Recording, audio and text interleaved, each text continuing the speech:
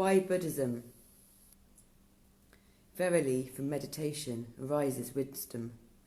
Without meditation, wisdom wanes. Knowing this twofold path of gain and loss, let one so conduct oneself that wisdom may increase. Why Wisdom? War, Love and Peace by Prasanna Damavero. He who wishes his own peace and happiness by causing pain to others is not released from hatred himself, entangled in the tangles of hatred.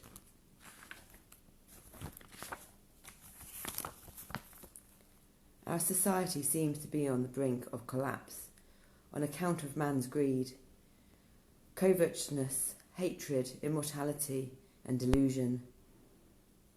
People of different groups, blocks, nations, races, castes, ideologies, and even religious faiths are conflicting, blaming and killing each other. They try their best to spend all their money and energy in invent and produce new deadly weapons to destroy and annihilate our human fellows.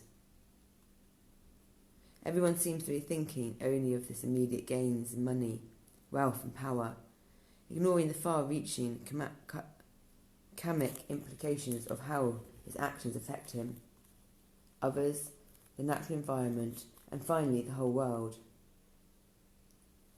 There are the root causes of our progressive disintegration, which goes on to cause us to live in constant fear, distrust, strife and misunderstanding. Everywhere, the future is insecure and uncertain. How can these problems of man be overcome? This book has been written with the hope that it will provide methods or paths to the solution of such crisis in human society. I strongly believe that all the problems at the levels of the individual, society and global could be eradicated by training and changing the human mind. Since all the problems begin with the man, whenever the man has the right view and positive and right thinking, we will have a ray of hope for real peace and true happiness for the individual, society and the world as a whole.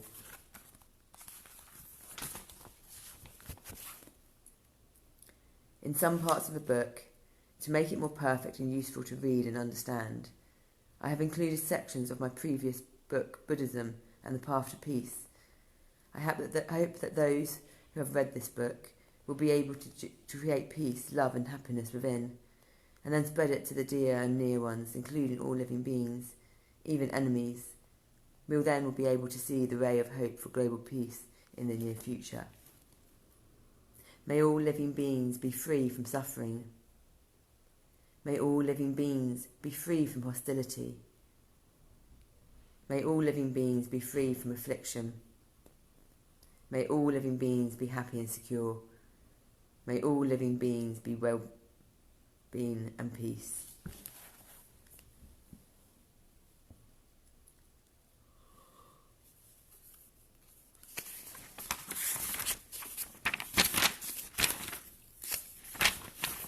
Part 1. Buddhism and War. Some aspects of the global problems. The human society is passing through a very critical situation. It is beset with many problems which are eroding the very foundation of peace and happiness of mankind. In no other period of human history did men ever suffer so much as they are doing so in this present time. People everywhere here are living in a state of fear and tension.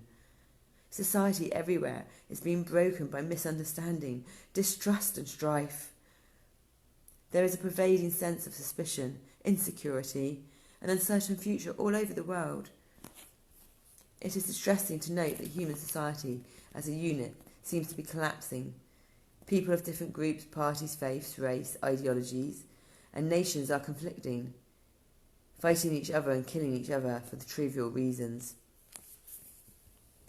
This pervading sense of doom is a result of several causes which vary from one group or nation to another. In some countries, violence results from misunderstanding and distrust among the people. Other trivial issues like colour of skin, class, race and occupation, etc. In some other countries, violence results from a greed of power, desire and control other nations, though military or money power. In many poor countries, violence results from a unequal distribution of geographical resources and overpopulation.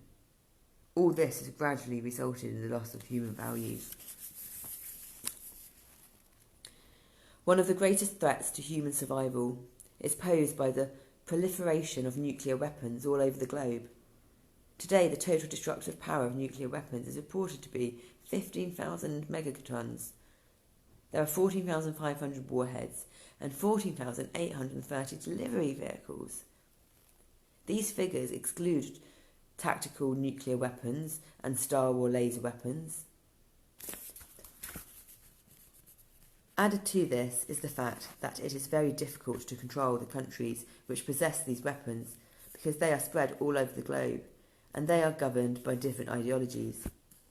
Naturally, it will not be wrong to say that a nuclear holocaust seems to be imminent. In the event of a nuclear war now or in the future, all living beings on this earth will be completely annihilated. There will be no virus because there will be no survivors. There will be no victors, because there will be no survivors, says the Tibetan Dalai Lama. But the point to be noted here is that the threat posed by the nuclear power is again an offshot of the last force supreme power in the world. Religious field sometimes also has become a source of worse problem than what we find in other fields. Instead of accepting and respecting the people belonging to other faiths, fanaticism and hatred being developed by religion. Instead of promoting mutual understanding and peace, unity and harmony among human beings, it encouraged misunderstanding, blame, look down, hatred, conflict, war and bloodshed. There is a sort of war and conflict, either direct or indirect, which is going on among different religions, and even within religion among different sects. As A. Shiromani comments, there is too much religious intolerance today, and there are too many conflicts not only between the followers of two religions, but also these belongings to sections of the same religion.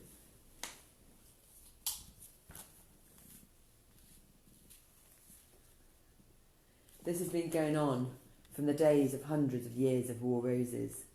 No one can say with certainty how many people suffer and die in the name of faith and religion. Every year, though people well aware of its religious attachment are still going on and seem to increase day by day. We have witnessed one of the most stupendous achievements of mankind in the last 2 decades. Advancement in scientific knowledge. Unprecedented and tremendous as a result of the rapid advancement in science and technology. Our vast world has been reduced to the status of a global village. It seems to have happened almost overnight, but such an event, instead of causing great happiness and peace in the human society, the problems and troubles seem to have increased and appeared in a vast variety of manifestation, affecting human being, other living beings, and natural environment on a wider scale and greater severity. Is spreading distrust, unknown fear and anxiety in us because of the steadily increasing racial genocide, civil wars and terrorism in every part of the globe. Terrorism is becoming both more common and more violent. Terrorism rides the media of communications technology, making travel no safer than before, and increasing the livelihood of danger in all countries. Terrorist activities are much easier to carry out because of the development of communications and travel. Another problem related to terrorism, racialism and civil war is the problem of refugees. As an aftermath of racial and civil wars, people flee their homeland for survival. Many people die during the journey. Some nations accept refugees, but many other nations simply deny them entry into their countries. Refugees become a curse and they are doomed forever. They do not get enough food for survival and suffer from unimaginable diseases. Their children do not get any opportunity for schooling. Their languages suffer almost their whole life. Don't we need to ask ourselves, why do they suffer so much? Another problem is hatred, discrimination and mutual distrust, caused by the struggle for natural resources. The various competition to amass natural resources leads to strife within human society. These resources must be found within the natural environment, which gives the problem of a double edge. On the one hand, there are problems with the environment, but on the other hand, a depletion of natural resources and destruction of the environment. And on the other hand, there is an intensification of mutual human destruction. The environment crisis and shortage of natural resources began to become really clear only toward the end of the 21st century, when man will inherit the fruits of the 20th century's man. Destruction of the environment. The enormous amount of natural resources on this planet, being unused over a period of hundreds of millions of years, have mostly been consumed by humanity in a period of only 100 or 200 years. Some of the problems highlighted in the foregoing discussions are ultimately traceable to the materialistic philosophy of life reigning supreme all over the globe. The whole world now seems to be in a grip of few capitalist multi-trillionaires who decide the economic policy of several other nations behind the scenes. One of the main offshoots of such a centralised economic control is consumerism. The influence of consumerism and tendency of moral decadence are growing up. Consumerist philosophy of the modern times has adverse effect on moral conduct and moral values. Their slogan today is "Get rich at any cost." This is the cause washing away my traits of moral uprightness. People seem to have primarily accepted money making as their goal in life, and so are fritting away their precious time and energy to earn more and more and more. More money here, more money there. People are happy to get, not to give. They therefore indulge in such inhuman activities like drug trafficking, prostitution, child and forced labour, gender discrimination. The consumerist philosophy is the devaluation of life. Respect to human life is of things of the past. For consumerists, values are in confrontation with values of life. In this philosophy, the one with power of money dominates and dictates the other. Most of people think that they are modern since they surround themselves with an array of things. People and the things, people and the things, people and the things, people and the things, things and the people, things and the people, things and the people, things and the people, people and the things.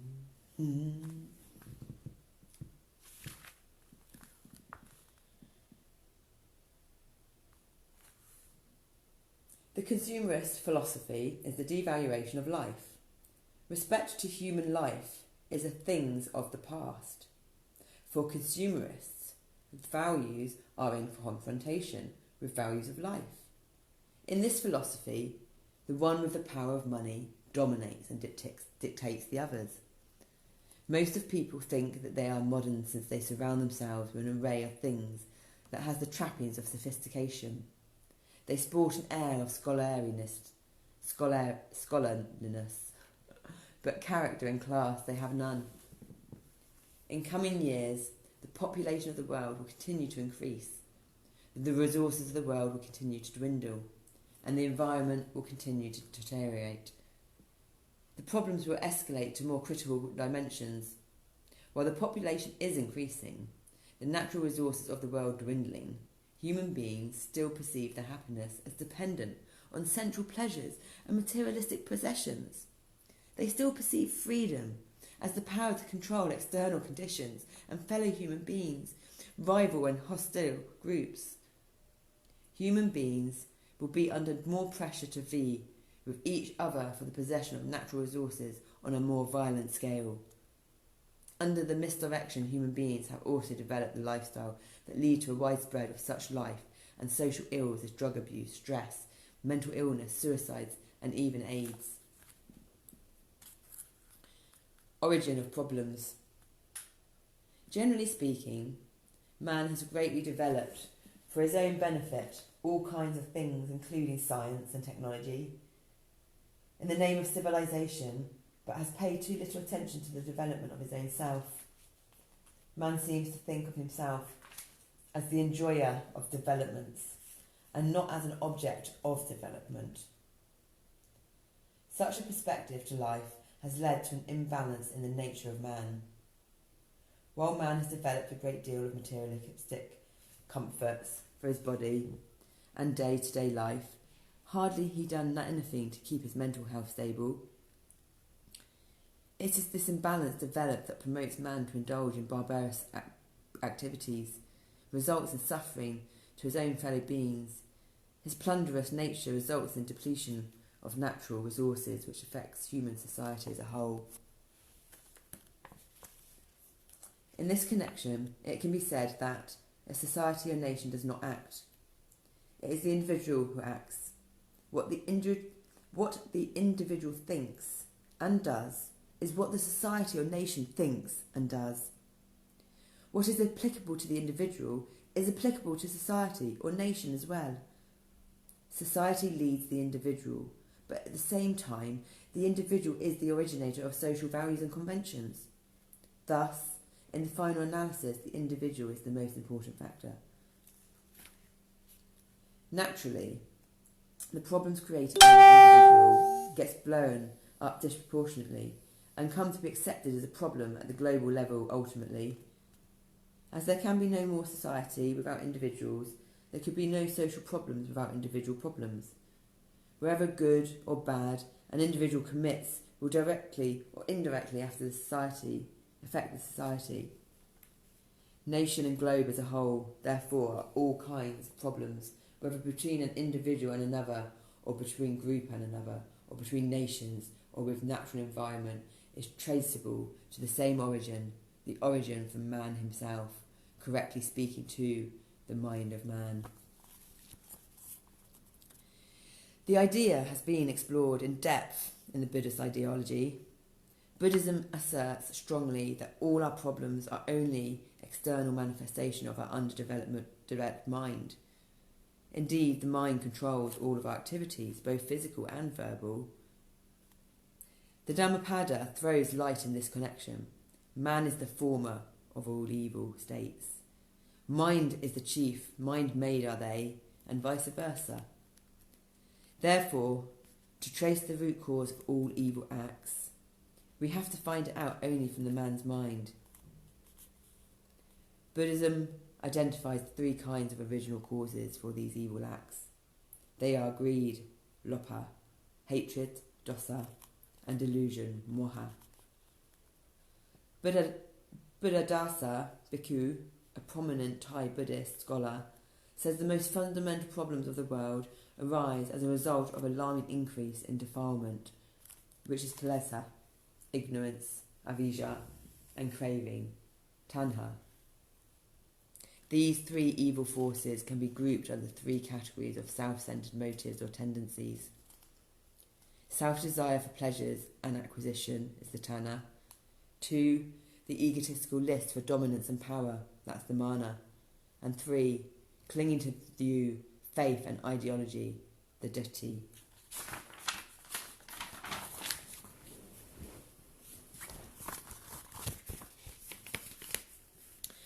The first cause of problem, selfish desire for pleasures and acquisition, leads man to get attached to wealth and greed for possession. It causes man to have an infinite desire to possess anything he likes. He would do everything possible, irrespective of whether it was mental, moral or immoral, to get what he wants. It is commented by Buddhadasa Bhikkhu, people are after as much as they can get hold of for themselves. Mahatma Gandhi also agrees with this Buddhist idea. He says, the world is big enough for everyone's need, but not ever enough for one man's greed. It is said that even 2 entire mountains of gold are not enough to satisfy one desire of a single person. Due to this selfish desire, man has to suffer. He becomes a slave of his own self forever. His mind is never satisfied with the objects, whatever he gets, just as the great ocean is never full with water. This saying is a way of illustrating how man's desires keep multiplying, increasing man's wants, all at the expenses of society. The selfish desire is a highly destructive emotional force, causing invasion, assault, rape, theft, violence, exploitation, corruption, and even war. In addition, carving for sensual enjoyment and sensual indulgence leads to a lavish consumption of natural resources and the pollution of the environment, resulting in depletion of resources, health problems, and worsening of the problem of poverty. Supper time, take a break. See you in 10.